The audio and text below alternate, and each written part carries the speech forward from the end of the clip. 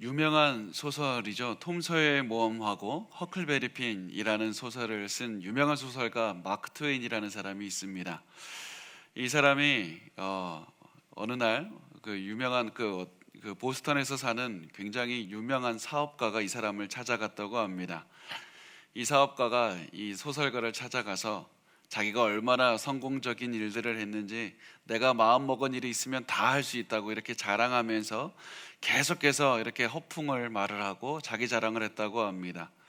이 사업가가 한참 동안이나 자기 성공담 사업의 얘기를 하다가 이렇게 말을 했다고 합니다. 저는 죽기 전에 이스라엘에 꼭 성지 순례를 가보려고 합니다.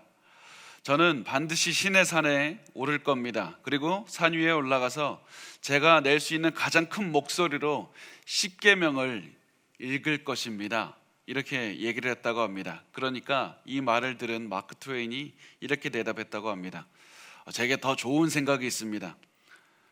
그 이스라엘 가지 마시고 보스턴에 머물면서 십계명을 지키면서 사십시오. 이렇게 얘기를 했다고 합니다. 하나님께서는 우리가 어디에 가서 무엇인가 대단한 일을 하는 것이 아니라 우리에게 순종을 원하십니다.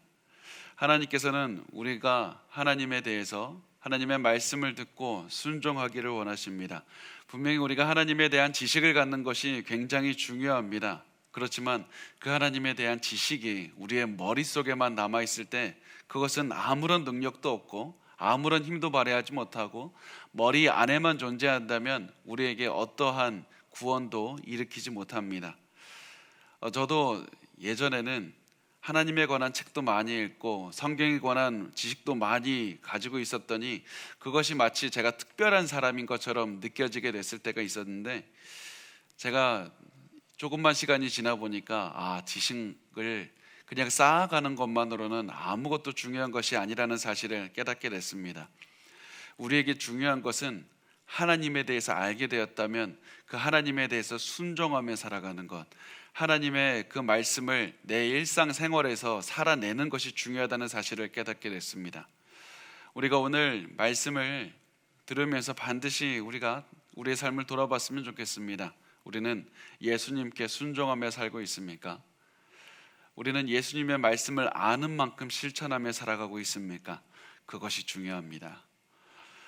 오늘 예수님께서는 우리에게 이렇게 말씀합니다. 우리가 위대한 지식을 갖는 것이 거기서 그치면 안 된다. 우리가 반드시 그 지식을 가졌다면 그 지식을 실천하는 대로 나아가야 된다고 말씀을 합니다. 그 부분이 어디냐면 우리가 오늘 나누게 될 산상수훈의 결론의 말씀입니다. 예수님께서는 산상수훈을 통해서 하나님의 나라를 어떻게 살아가는가, 하나님의 뜻대로 살아가는 것이 무엇인가, 이것을 말씀하신 다음에 굉장히 길게 결론을 내리시는데, 그 결론에서 무슨 말씀하시냐면 너희들이 그 말씀을 가지고 머리에 두지 말고 그 말씀대로 이제 지켜 살아가야 된다, 하나님께 순종해야 된다, 결단을 내리라, 순종하라, 이 말씀을 하셨습니다. 산상수훈의 말씀을 들었으니 너희가 그것을 머리에 두지 말고 순종하며 살라. 왜 이런 말씀을 하셨냐면 우리가 너무나도 많은 좋은 지식을 머리에만 두고 행동하지 않는 것이 너무나도 쉽기 때문입니다.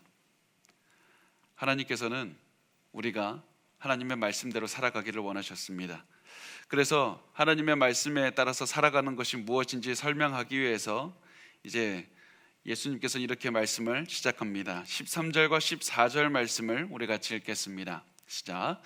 좁은 문으로 들어가라. 멸망으로 인도하는 문은 크고 그 길이 넓어 그리로 들어가는 자가 많고 생명으로 인도하는 문은 좁고 길이 협착하여 찾는 자가 적음이라.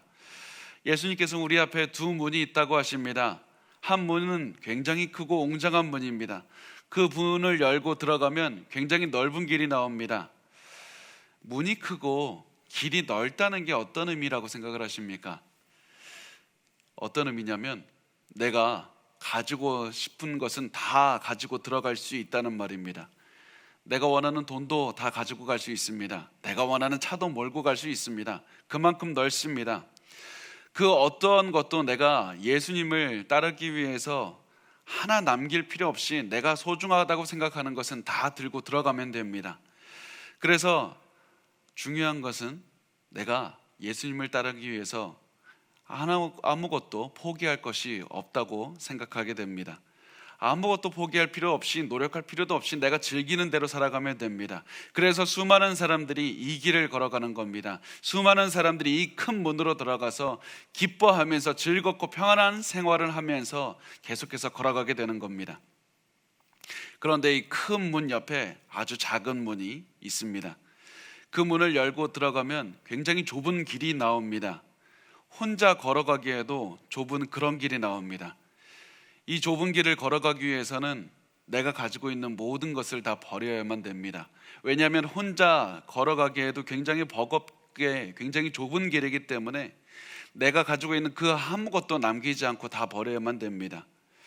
아무것도 가져갈 수가 없습니다. 그런데 이 길을 먼저 앞에 걸어가고 있는 사람들을 보니까 혼자 걸어가기도 벅찬 이 좁은 길을 십자가를 지면서 걸어가고 있습니다. 너무나도 무거운 십자가를 지고 걸어가고 있습니다. 더군다나 이 길을 선택하기에 머뭇거리게 만드는 또 하나의 이유가 있는데, 그게 뭐냐면 길이 저 멀리 보이는데도 길이 넓어지지가 않고 계속해서 좁은 길로 남아있다는 사실입니다. 이 길은 계속해서 길의 끝까지 좁은 길로 남아있습니다. 예수님께서는 이 두 길을 보여주시면서 선택하라고 말씀합니다. 왜냐하면 넓은 길 아니면 좁은 길, 이 두 길 외에는 다른 문은 없기 때문입니다. 중간에 있는 문은 없습니다. 우리가 문제가 무엇이냐면 넓은 길에 있는 것들도 선택하면서 좁은 문에 있는 것들도 선택하기를 원할 때 문제가 생깁니다. 그러나 예수님께서는 중간에 있는 문도 없다, 선택하지 않을 수도 없다, 우리는 반드시 선택해야 되는데 예수님께서는 우리에게 권면하는 것이 아니라 명령하십니다. 좁은 문을 선택하라, 좁은 문을 선택해서 앞으로 나아가라고 명령하십니다. 예수님께서는 왜 우리에게 고난의 길을 가라고 선택하시라고 명령을 하십니까? 우리가 불행하기를 원하셔서 좁은 문을 선택하라고 하십니까? 그렇지 않습니다. 우리가 산상수훈의 말씀을 듣고 산상수훈의 말씀대로 살아간다면 자연히 이 좁은 문을 통해서 좁은 길로 가게 될 것이고, 그러면 분명히 고난이 있을 것이고 어려움이 있을 것입니다. 그러나 중요한 사실은 이 길을 먼저 갔던 사람들을 쳐다봤더니 그 사람들은 다 기쁨으로 갔다는 겁니다. 즐거움으로 걸어가고 있습니다. 히브리서 12장에 보면 예수님께서도 십자가를 향해서 걸어가시는데 십자가 뒤에 있는 기쁨을 바라보시고 기뻐하면서 걸어갔던 그 말씀을 하고 있습니다. 좁은 문은 어려운 길이지만 예수님의 그 주시는 기쁨 때문에 기쁨으로 걸어갈 수가 있는 길입니다. 그래서 우리 앞서 걸어갔던 모든 사람들은 분명히 고난의 길을 걸어갔지만 기쁨으로 힘을 내서 걸어갔고, 그리고 이들이 기뻐할 수 있었던 이유가 무엇이냐면 산상수훈의 말씀처럼, 팔복의 말씀처럼 모두 심령이 가난했기 때문이고, 애통했기 때문이고, 온유했기 때문이고, 의에 줄이고 목말랐기 때문이라고 말씀을 합니다. 예수님의 말씀에 따라서 모든 것을 하나님께 의지하고 살았더니 십자가를 지고 좁은 길로 가지만 매 순간 하나님의 능력을 체험하게 됩니다. 그래서 이 길로 들어가면 고난의 길로 가지만 이 길의 끝에서는 영원한 기쁨과 영원한 생명을 누릴 수 있는 그 길로 이어진다는 사실을 알기 때문에 우리가 계속해서 기뻐함으로 좁은 문을 선택하고 좁은 길로 걸어갈 수가 있게 됩니다. 왜 우리가 이렇게 좁은 문을 선택할 수 있습니까? 이 좁은 문이 바로 예수 그리스도시기 때문입니다. 요한복음 10장 9절 말씀을 우리 같이 읽겠습니다. 시작. 내가 문이니 누구든지 나로 말미암아 들어가면 구원을 받고 또는 들어가며 나오며 꼴을 얻으리라. 예수님께서 바로 구원의 문이시고 예수님께서 바로 좁은 문이십니다. 예수를 통해야만 구원을 얻습니다. 우리가 구원을 얻기 위해서는, 예수님 위해서는 모든 것을 버리고 예수님만 따라가야 된다고. 그리고 예수님만 따라가기 위해서는 산상수훈의 말씀, 예수님을 따라서 심령이 가난하고 나의 죄 때문에 애통하는 그런 삶을 살아야 된다. 이렇게 길을 걸어갈 때 예수님께서 주시는 안식과 기쁨을 체험할 수 있다고 말씀합니다. 그리고 이 길의 끝에서는 예수님께서 나를 통해서 구원을 얻는다, 결국에서는 천국으로 우리를 인도하신다고 말씀을 합니다. 그래서 요한복음 17장 3절 말씀을 보면 이렇게 말씀합니다. 영생은 곧 유일하신 참 하나님과 그가 보내신 자 예수 그리스도를 아는 것이니이다. 그래서 예수님은 좁은 문으로 들어가라고 말씀을 하는 겁니다. 그렇지만 예수님을 거부하고 넓은 길로 들어간 사람들은 결국에서는 처음에는 기쁨과 평안함이 있는 것 같지만 그 길의 끝은 낭떠러지가 있습니다. 영원한 죽음과 고통밖에는 존재하지가 않습니다. 그래서 예수님께서는 계속해서 이 두 문을 보여주면서 좁은 문을 선택하라, 좁은 길을 선택하라 이렇게 말씀을 합니다. 우리가 우리의 삶을 한번 돌아보시길 바랍니다. 우리는 지금 좁은 길을 걷고 있습니까?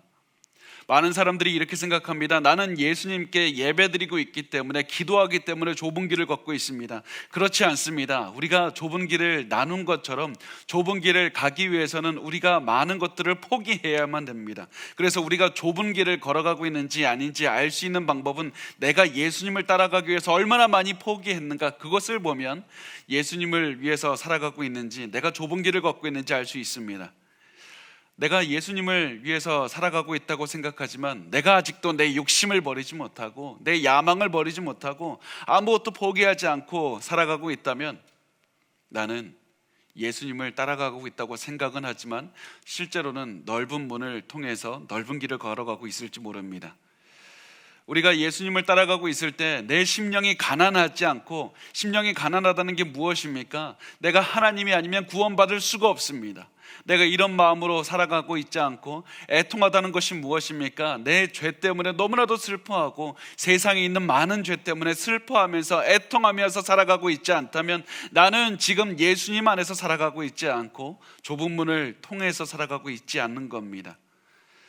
그래서 우리가 단순히 좁은 문은 어떻게 생겼고 넓은 문은 어떻게 생겼고, 좁은 문은 어떤 길이고 넓은 문은 어떤 길이고, 이것을 아는 것이 그치는 것이 중요하지 않습니다. 그것을 아는 것에 그치지 않고 우리의 삶으로 살아내야만 된다는 겁니다. 그렇지 않으면 우리는 좁은 문과 넓은 문에 대한 지식을 가지고 멸망으로 결국에서는 이르게 될 것이기 때문입니다. 게다가 우리가 지금 이 시간에 어디를 걸어가고 있는지 주의를 기울여야 되는 이유가 한 가지 더 있는데, 그것은 거짓 선지자들 때문입니다. 예수님께서는 거짓 선지자들을 주의하라고 말씀합니다. 왜냐하면 우리가 넓은 길로 걸어가고 있음에도 불구하고 거짓 선지자들은 우리를 좁은 길로 걸어가고 있다, 그 길이 맞다, 잘못된 길을 걸어가고 있어도 그 길이 맞다고 자꾸 말해줄 것이기 때문입니다. 예수님께서는 거짓 선지자들을 주의하라고 말씀하셨습니다. 마태복음 7장 15절 말씀을 우리 같이 읽겠습니다. 시작. 거짓 선지자들을 삼가라. 양의 옷을 입고 너희에게 나아오나 속에는 노략질하는 일이라. 거짓 선지자들은 양의 옷을 입은 늑대와 같은 그런 사람들이라고 말씀을 합니다. 늑대가 양의 옷을 입은 그 이유는 양을 잡아먹기 위해서입니다. 늑대와 같은 거짓 선지자들을 따라가면 반드시 심판이 기다리고 있습니다. 우리가 속았다고, 괜찮다고, 속았으니까 괜찮다고 말하지 않습니다. 우리가 속았기 때문에, 분별하지 못했기 때문에 오히려 그 우리의 선택에 대한 책임을 져야 된다는 사실입니다. 그래서 우리가 예수님께서는 거짓 선지자들을 주의하라는 권고를 하지 않으시고 명령을 하셨습니다. 그런데 우리에게 중요한 것이 거짓 선지자들을 주의해야 되는데, 중요한 것은 거짓 선지자들이 양의 옷을 입고 있다는 사실입니다. 그렇기 때문에 그들을 겉으로 봐서는 구분이 되지가 않습니다. 그들을 겉에서 보면 많은 신령한 사람들이 쓰는 언어를 사용하고 있고, 예수님에 관한 얘기를 하고 성경책을 들고 다니고 하나님에 대한 그런 많은 말들을 하고 선한 행동들을 합니다. 그리스도인처럼 옷을 입고 그리스도인처럼 행동을 하고 그리스도인들과 동행하면서 같이 살아갑니다. 그런데 그들 중에 거짓 선지자들이 있다는 사실입니다. 그래서 예수님께서는 우리에게 거짓 선지자들을 반드시 구분해야 된다. 왜냐하면 거짓 선지자들을 구분하지 못하고 그들을 따라간다면 반드시 참혹한 결과를 맞이하게 될 것이다. 바로 늑대가 양을 잡아먹는 것과 같은 그런 결과를, 참혹한 결과를 맞이하게 될 것이다. 그래서 너희들은 반드시 거짓 선지자들을 구분해야 된다. 그렇다면 우리에게 중요한 것은 어떻게 하면 거짓 선지자들을 구분해낼 수 있는가? 그것입니다. 어떻게 하면 거짓 선지자들을 구분해낼 수 있는가? 겉으로 보기에는 다른 것이 아무것도 없습니다. 그렇지만 거짓 선지자들의 특징에 대해서 구약 성경은 말씀을 하는데요. 예레미야서 6장 14절 말씀을 우리 같이 읽겠습니다. 시작. 그들이 내 백성의 상처를 가볍게 여기면서 말하기를 평강하다 평강하다 하나 평강이 없도다. 또 이사야서 30장 10절 말씀을 같이 읽겠습니다. 시작. 그들이 선견자들에게 이르기를 선견하지 말라. 선지자들에게 이르기를 우리에게 바른 것을 보이지 말라. 우리에게 부드러운 말을 하라. 거짓된 것을 보이라. 이것이 바로 거짓 선지자들의 특징이라는 사실입니다. 거짓 선지자들, 가짜 선지자들, 잘못된 목회자들, 잘못된 리더들은 반드시 듣기 좋은 말들을 합니다. 그들은 반드시 하나님의 뜻과는 상관없는 듣기 좋은 말, 사람들이 따르는 말, 사람들에게 즐거워할 수 있는 그런 말들을 합니다. 회개를 촉구해야 될 때에도 하나님의 사랑에 대해서만, 하나님께서 사랑하십니다. 하나님의 심판과 지옥에 대해서 설명을 절대 하지 않습니다. 천국에 대해서만 말을 합니다. 듣기 좋은 말만 하는 이런 자들을 반드시 주의하십시오. 왜냐하면 이런 자들은 반드시 거짓이기 때문입니다. 그리고 거짓으로 가득 찬 자들은 반드시 거짓의 열매를 맺게 되어 있습니다. 마태복음 7장 16절에서 20절까지의 말씀입니다. 우리 같이 읽겠습니다. 시작. 그들의 열매로 그들을 알지니 가시나무에서 포도를 또는 엉겅퀴에서 무화과를 따겠느냐.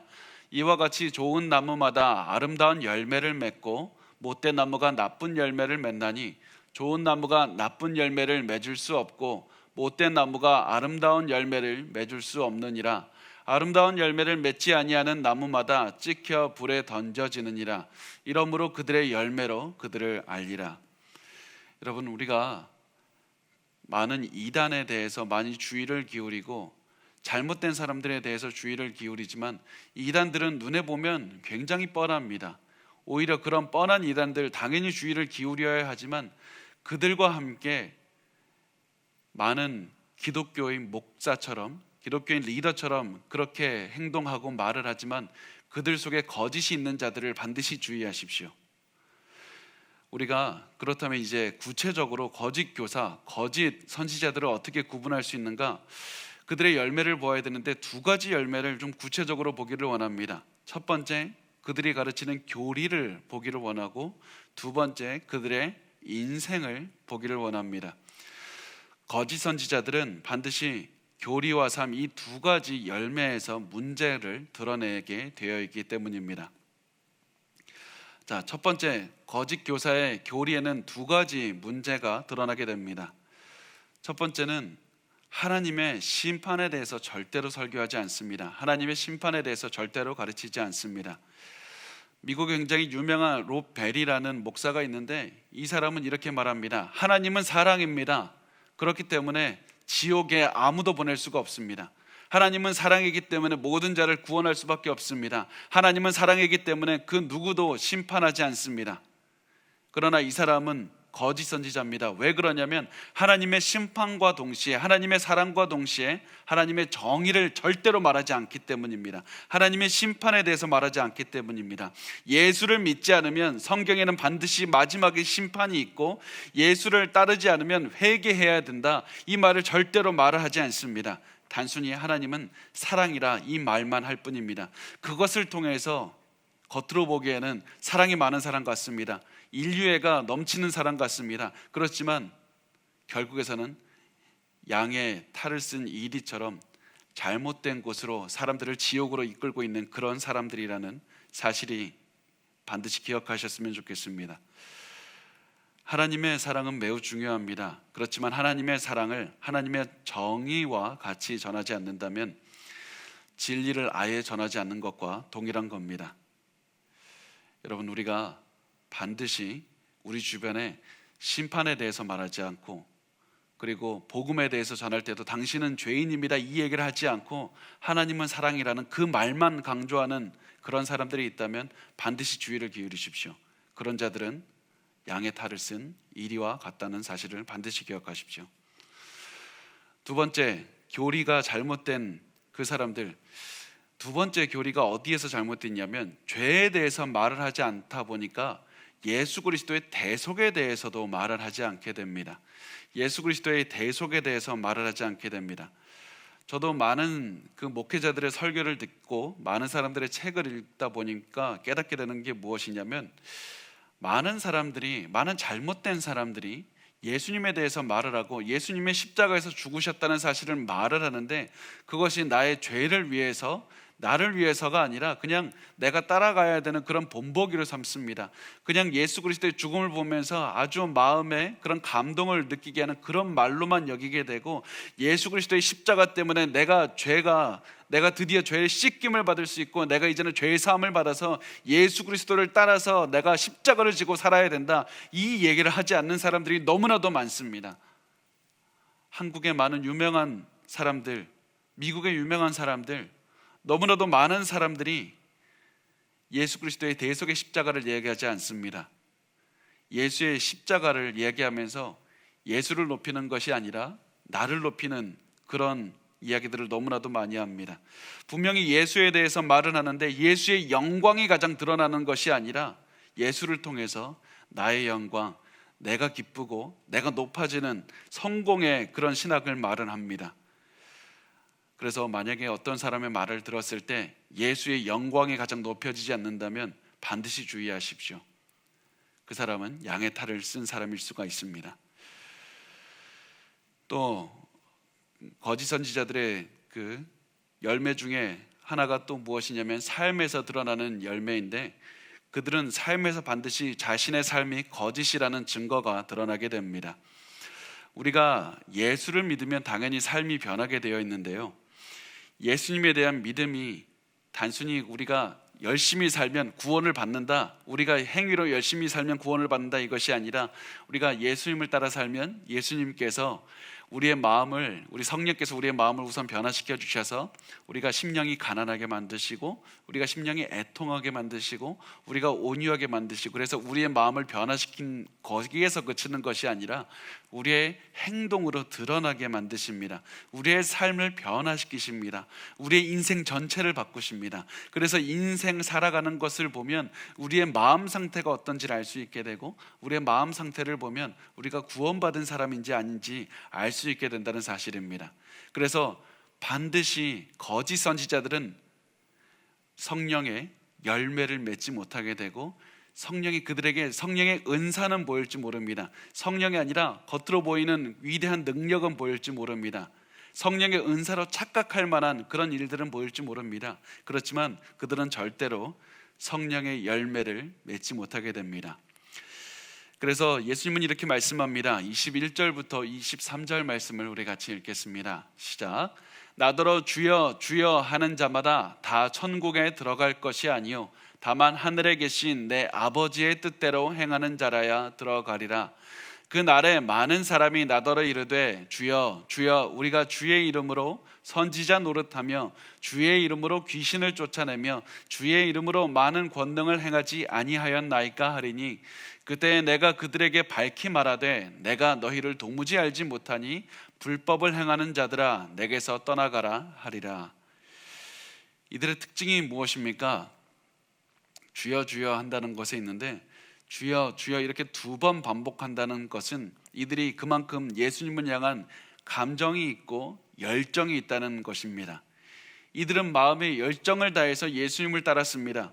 게다가 이들이 예수님을 주님이라고 부른다는 것을 통해서 예수님을 굉장히 높였고, 예수님에 대한 많은 지식을 가졌고, 또 예수님을 따라서 살려고 했다는 사실을 알 수가 있습니다. 이들은 겉으로 보기에는 옷도 단정하게 입었을 겁니다. 단어도 기독교인들이 쓰는 단어를 사용했을 것이고, 순담배도 안 했을 것이고, 11조도 냈을 것이고, 기부도 많이 했을 것이고, 또 겉으로 보기에는 우리가 많은 일들을 했다고 말합니다. 그래서 많은 권능을 행하지 아니하였나이까, 이 말을 통해서 이들은 귀신도 쫓아냈을 것이고 기적도 행했을 겁니다.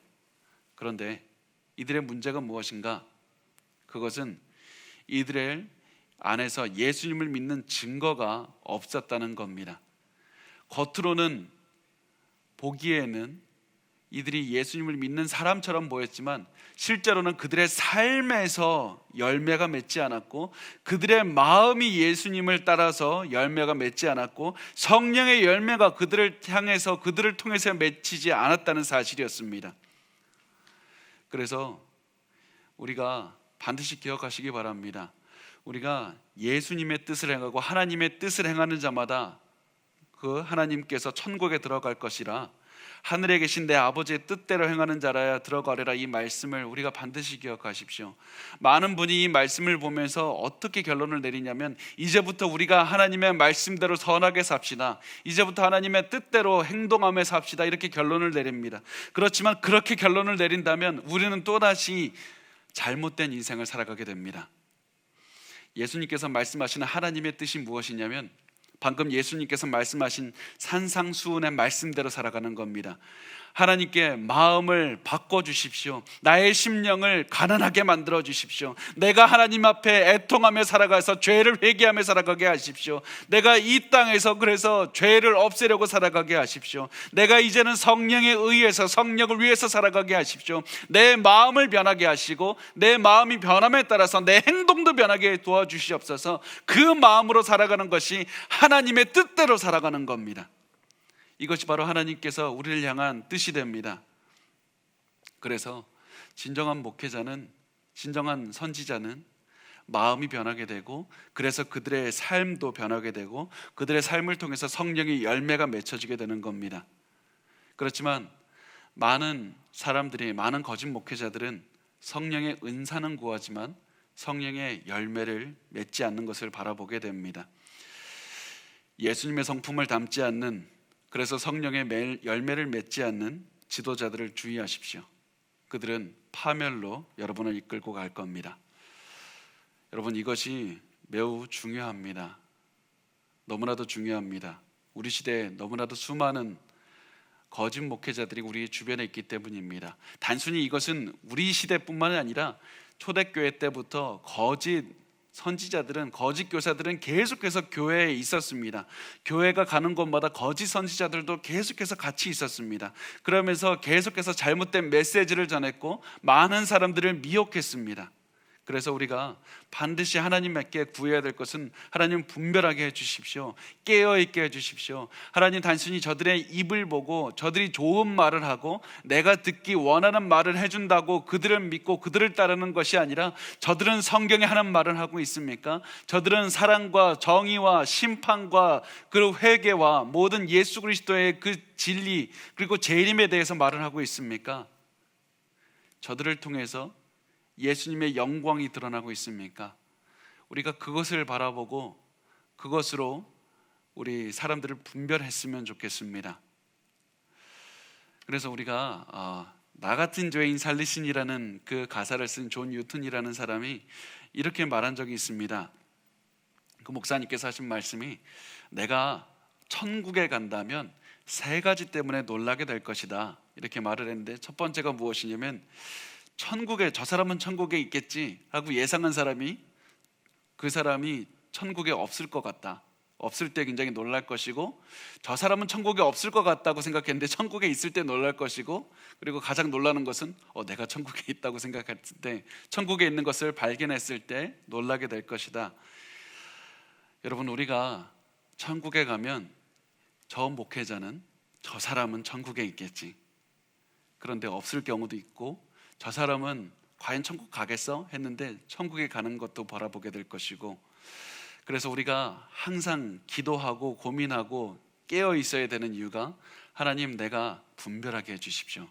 내가 내 눈으로 천국에 가는 사람들을 분별하는 것이 아니라 성령의 열매로 사람들을 파악하게 하시고, 하나님께서 주시는 그 성령의 눈으로 분별의 은혜를 갖게 하소서, 우리가 반드시 기도해야 된다는 사실입니다. 그리고 이 거짓 선지자들에 대한 말씀을 우리 자신에게도 한번 적용을 해봤으면 좋겠습니다. 우리는 진정한 그리스도인의 삶을 살 수가 있습니까? 우리는 다시 말하면 산상수훈의 말씀대로 살아가고가 있습니까? 단순히 나는 예배드리니까, 11조 하니까, 성경 읽으니까, 기도하니까 구원받았다고 그렇게 생각하고 있지는 않습니까? 우리가 구원받은 사람이라면 반드시 우리의 성품이 변해야만 됩니다. 단순히 착한 사람이 되는 것은 절대 아닙니다. 단순히 착한 사람이 되는 것이 아니라 자꾸 제가 팔복으로 돌아가고 있지 않습니까? 심령이 가난합니까? 나는 하나님, 내가 열심으로 해봤는데 나는 안 됩니다. 나는 해봤자 내 인생은 파산입니다. 나는 영적으로 파산해서 하나님이 도와주시지 않으면 나는 절대로 천국에 갈 수가 없습니다. 나에게 자비를 베풀어 주시고 은혜를 베풀어 주십시오. 하나님, 내 인생은 애통합니다. 나는 내 죄를 볼 때마다 없애고 싶은데 없어지지가 않습니다. 나의 죄를 사해 주시고 이 땅에 있는 많은 죄들을 용서해 주십시오. 그런 마음으로 우리가 매일매일 살아가고 있습니까? 그리고 우리가 온유하고 겸손한 마음으로 살아가고 있습니까? 그리고 우리가 최선을 다해서 또다시 살아가려고 하고 또다시 우리가 예수 그리스도의 마음을 가지려고 이 팔복의 말씀처럼 산상수훈의 마음을 가지려고 하는데 또다시 안 되니까 또다시 심령이 가난해지고 또다시 애통하고 또다시 돌아가고 그런 마음으로 살아가고 있다면 기뻐하십시오. 여러분은 구원받은 사람이고 여러분은 반드시 지금 좁은 길을 걸어가고 있는 사람입니다. 그렇지만 우리가 참 내 인생 아무것도 걱정할 것이 없이 그냥 나는 하나님을 따라가면서 아무것도 포기한 적이 없습니다. 나는 그냥 내가 잘 살고 있습니다. 그냥 이대로 살아가도 되는 겁니까?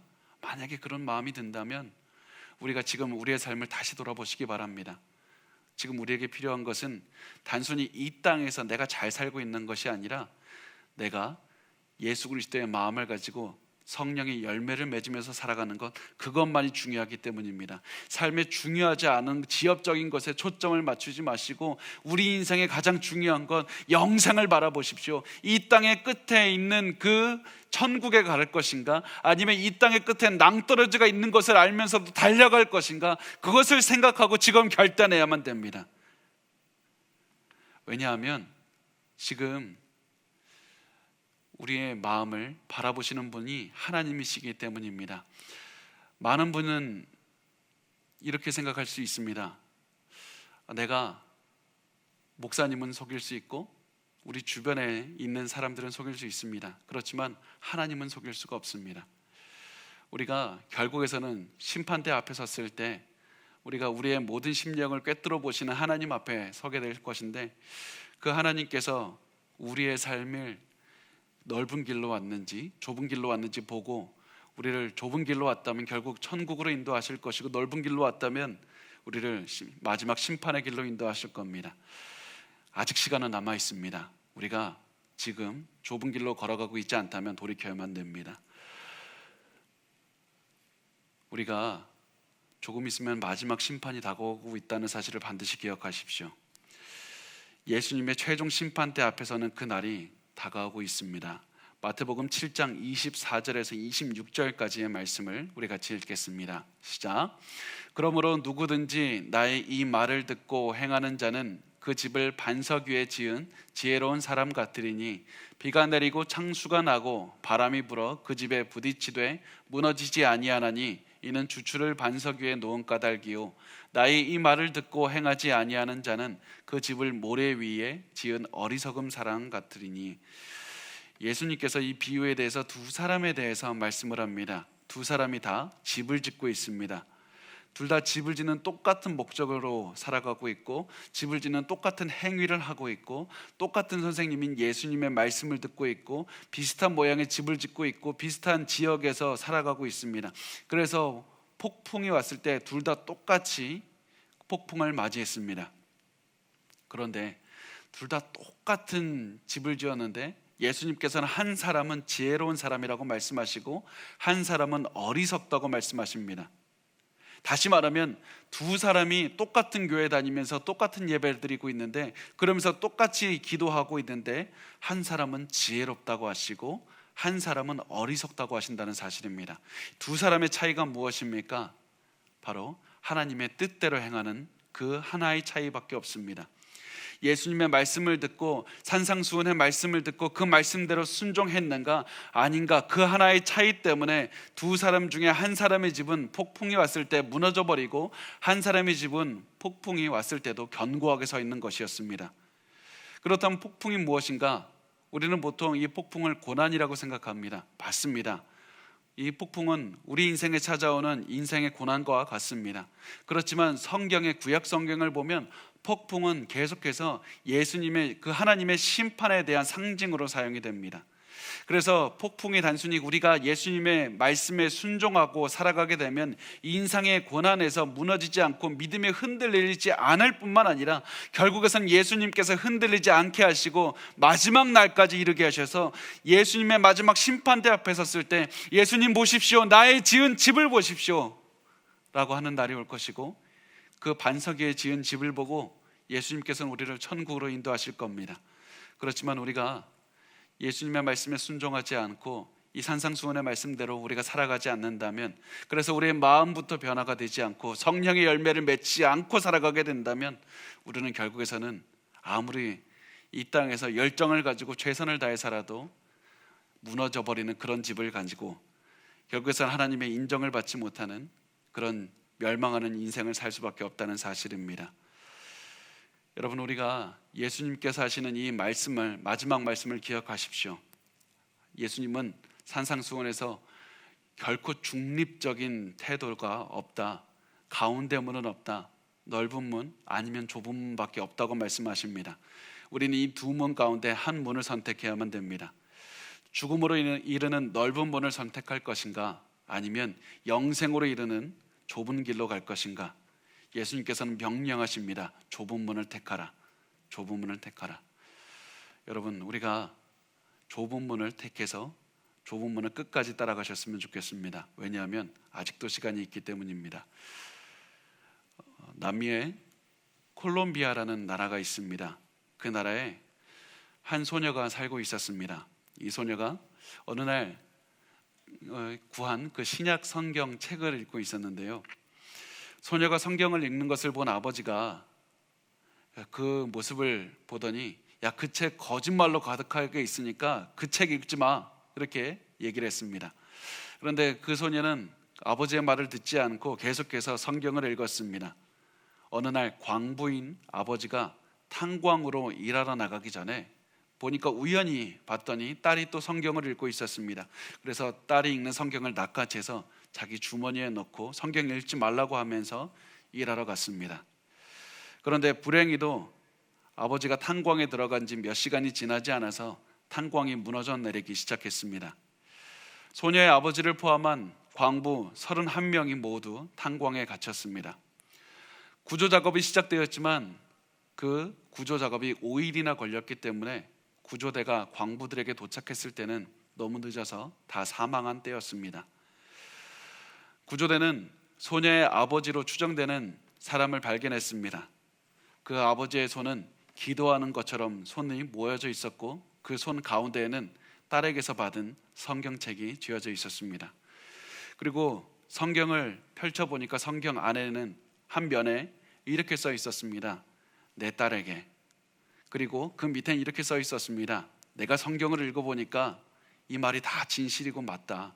언젠가 천국에서 다시 만나자. 이 말이 써 있었습니다. 그리고 그 다음 페이지를 봤더니 아버지가 자신의 죄인의 회개 기도를 써놓고 그 밑에 사인을 했습니다. 그리고 그 다음 페이지를 봤더니 나머지 광부들 30명의 사인이 다 들어가 있었습니다. 여러분, 우리에게 아직도 시간이 남아 있습니다. 언제 예수님이 다시 오실지 모릅니다. 언제 우리가 인생의 마지막을 겪을지 모릅니다. 우리가 아직 시간이 남아 있을 때 우리의 삶을 돌아보시길 바랍니다. 우리의 집은 모래 위에 지어졌습니까? 반석 위에 지어졌습니까? 우리가 아직 시간이 있을 때 우리의 집을 반석 위에 지시기 바랍니다. 우리가 반석 위에 집을 짓기 위해서는 우리의 삶을 잘 사는 것이 아니라 우리의 마음을 다시 한번 돌이켜서 다시 기본으로 가서 우리는 심령이 가난해져야 되고, 우리는 다시 애통해져야만 되고, 우리가 온유해져야만 되고, 겸손해져야만 됩니다. 우리의 마음을 예수님의 말씀을 따라서 변화시키고 성령의 능력에 의지해서 성령의 열매를 맺으면서 살아가며 그 삶을 변화시켜 나갈 때 예수님께서는 우리의 집을 반석 위에 지은 것이라고 인정해 주실 것이고, 우리가 그렇게 살아갈 때 우리는 좁은 길을 걸어가게 될 것이고, 우리가 좁은 길을 걸어가지만 기뻐하면서 십자가를 지고 살아가게 될 겁니다. 왜냐하면 우리의 능력으로 십자가를 지는 것이 아니라 하나님의 능력으로 십자가를 질 것이기 때문입니다. 그리고 이 길의 끝에서 예수님께서 우리를 맞이해 주시면서 영생의 길로 인도하실 겁니다. 우리 그날을 바라보면서 다시 한번 우리의 시간이 있을 때 반석 위에 집을 짓는 그런 시간으로 우리의 삶을 다시 한번 되돌이키셨으면 좋겠습니다.